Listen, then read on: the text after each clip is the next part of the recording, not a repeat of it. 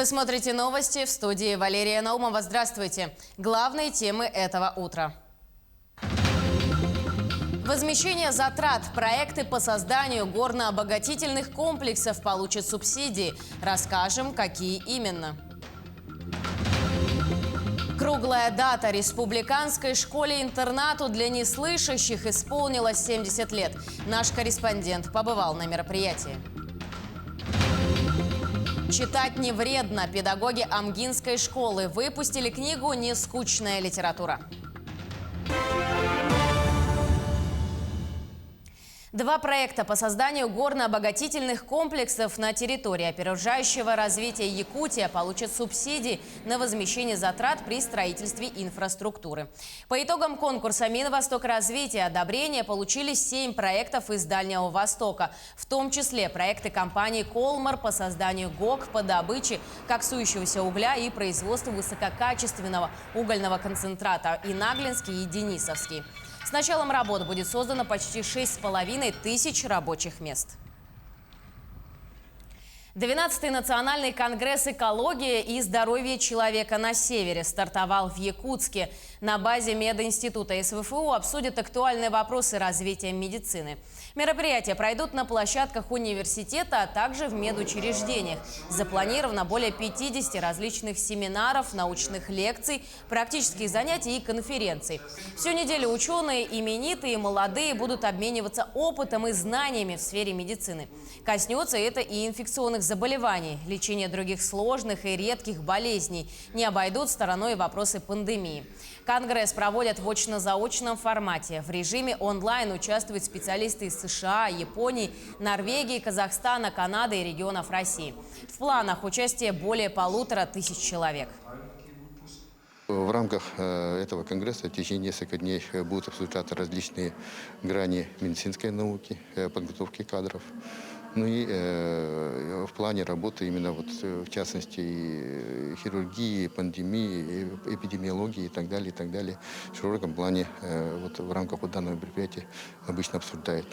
Ну, надеемся, что работа будет очень плодотворной и, надеюсь, получим хороший результат в рамках данного мероприятия. Завершилась всероссийская перепись населения. Через год появятся уникальные данные, которые могут изменить нашу жизнь. Эксперты и ученые используют результаты переписи для расчетов, а бизнес для разработки инвестиционных планов. В Нерюнгринском районе работали 22 переписных участка и более 100 переписчиков. В этом году стало возможным переписаться любым из удобных способов: дома с помощью переписчика, на стационарном участке в отделении ФЦ или через электронный переписной лист на портале госуслуг. Последней воспользовались более 20% якутян. Большая часть населения была переписана на дому. По Нерюнгринскому району работали 128 переписчиков. Заходили в каждое помещение, каждую квартиру. Также переписали социальные учреждения. Для этого были обучены работники соцучреждений. Некоторые переписчики принимали участие в предыдущих переписях. Поэтому у нас работники с опытом работы.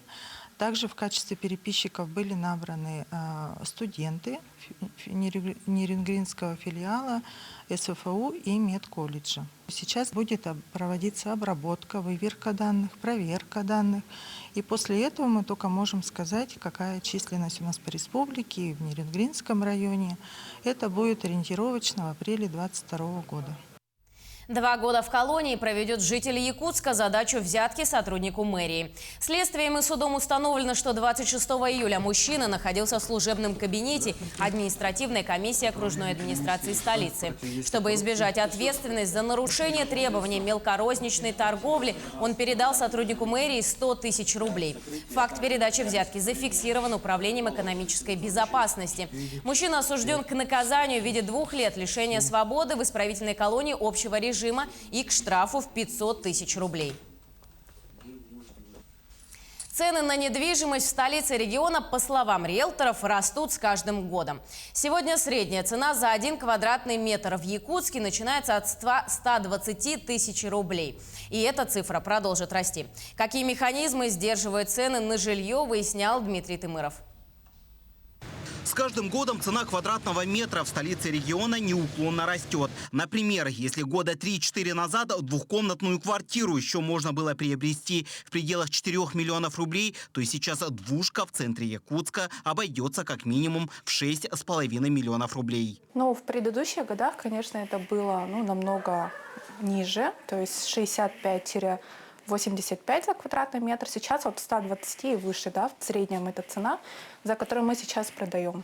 По словам риэлторов, в повышении цен существенную роль сыграла реализация на территории региона ряда государственных программ «Молодая семья», «Дальневосточная ипотека» и другие.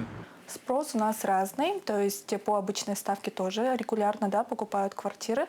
Но, конечно, вот в начале года и в середине года был большой такой всплеск по дальневосточной ипотеке. То есть молодые семьи у нас активно покупали строящееся жилье, также строились, получается, да. Вот этот, конечно, такой пул большой за весь год. Но сейчас, ближе к осени, можно сказать, зиме, да, что обычная ставка под 8%, она тоже активизируется. Как говорится, спрос рождает предложение. И чтобы сдержать рост цен, региональные власти занимаются оформлением земель под новые участки. Город должен расти, сегодня расширение территории столицы остается актуальной темой.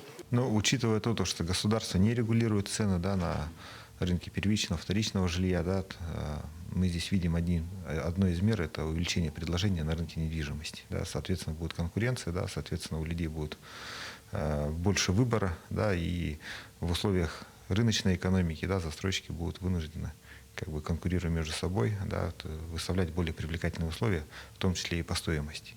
Так, благодаря региональным властям в Якутске застраивается новый микрорайон на территории ДСК.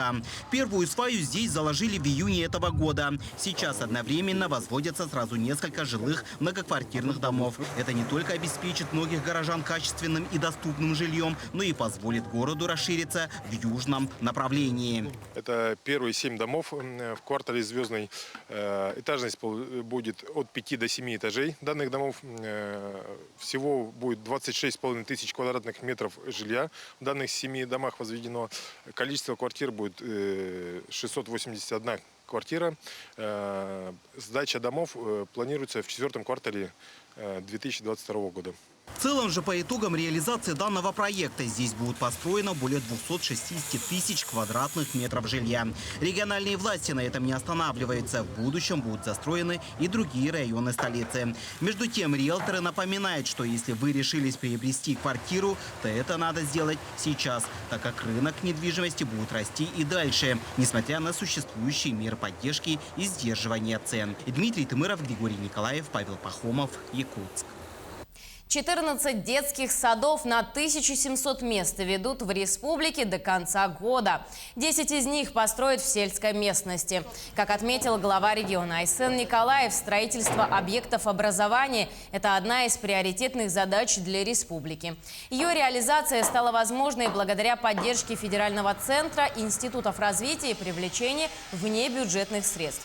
В текущем году строительство 8 объектов дошкольного образования на 1155 мест ведут за счет федеральной субсидии и нацпроекта «Демография». 2 детских сада в Вилюйском и Хангаласском районах ведут по госпрограмме «Комплексное развитие сельских территорий». 25 октября 70 лет исполнилось республиканской специальной коррекционной школе-интернату для неслышащих обучающихся. В рамках знаменательной даты в Центре культуры и современного искусства прошло торжественное мероприятие. Подробнее в материале Саргаланы Неустроевой.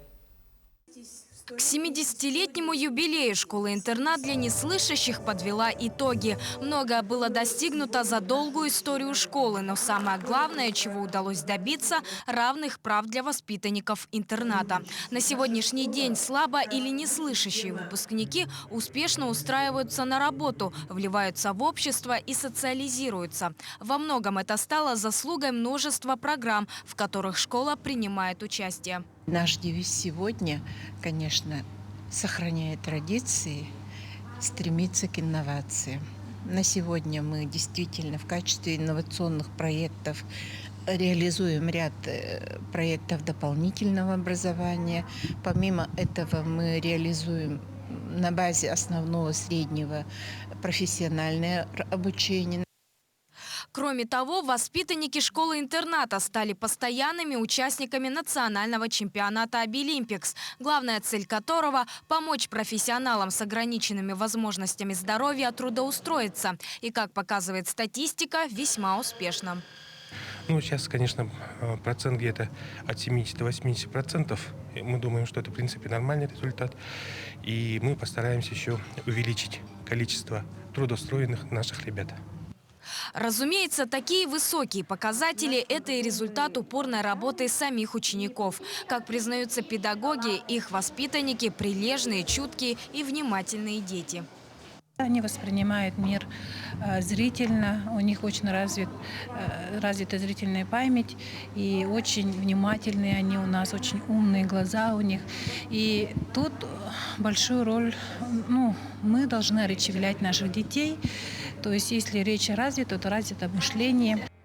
На сегодняшний день в школе-интернате обучаются 96 воспитанников. Еще 6 детей посещают дошкольную группу. Однако, к сожалению, возможности попасть на юбилей школы в Центре культуры и современного искусства у них не было. Не позволили санитарные ограничения. Тем не менее, свой главный подарок воспитанники школы уже получили. Это возможность выйти в мир на равных правах с обычными людьми. Сарглана Неустроева, Владимир Павлов, Якутск.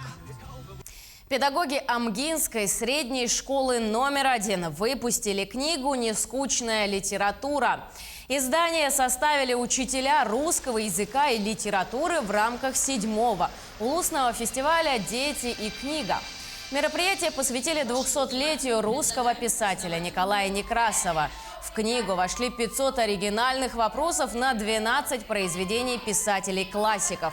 500 серьезных и забавных вопросов для тех, кто любит читать и запоминает множество подробностей. Новое издание полезно на уроках, тематических викторинах и интеллектуальных играх. В дальнейшем планируют выпустить еще 2 подобных проекта. Книга раскрывает содержание именно произведений русских писателей 18 и 20 веков. Каждому, например, кто обращается к этому сборнику, можно сказать, вопросов, значит, будет не скучно совершенно. Вот видите, они будут заняты именно теми моментами, которые встречаются именно в литературных произведениях классической литературы. К этому часу это все новости. До новых встреч в эфире.